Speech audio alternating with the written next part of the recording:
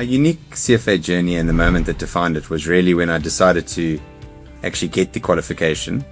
And it was advice from a very close mentor of mine. I was at the time studying at UCT. I was studying actuarial science, which I'd discovered through that course that I wasn't interested in becoming an actuary. And then advice given to me was that it was very important that I got some professional qualification and that had an international flavor to it. And then I did my research, and the CFA just really jumped up at me, and I started that during my time at UCT. So what the CFA Charter has meant to my career and my identity as professional, it's given me that professional qualification and that credibility that comes with it to get into first a very financially driven industry. So my chosen career until I started my own business was investment banking for 13 years, and that industry is surrounded by legal profession and chartered accountants.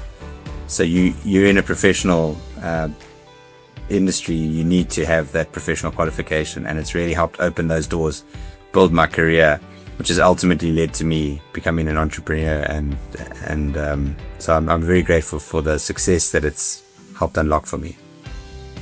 So the key milestones that shaped me, it was very interesting. I started my career in 2008, which was the end of an extreme bull market in the financial industry. So I got into the 2008, a young guy in the financial industry, and it was all looking blue sky, and the markets were flying globally. We had IPO booms. It was a very exciting time. 6 months later, the Lehman Brothers crashed and we had the global financial crisis.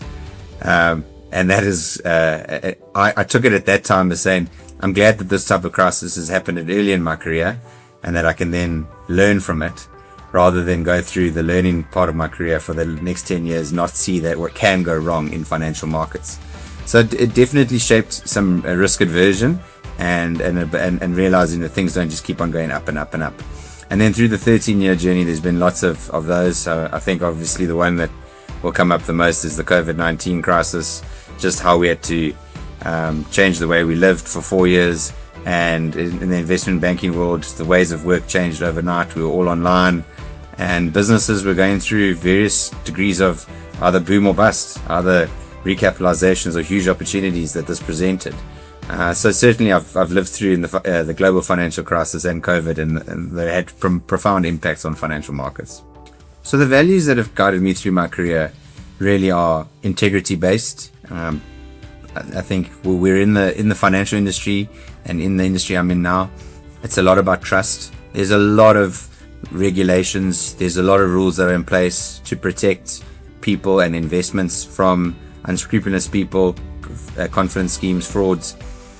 All those mechanisms for protecting people, they don't work if there's no embedded values or integrity in people, because you have to ultimately have some trust and some faith in people you're dealing with. So I think the values of the CFA Institute really align with my personal values, how I live my life, how I live my business and personal life. You have to live with integrity, and you have to always strive for doing the right thing and building trust around you. You can't legislate it. You can't just put laws and protections in place and govern that. That needs to come from the behaviors and the integrity that people show.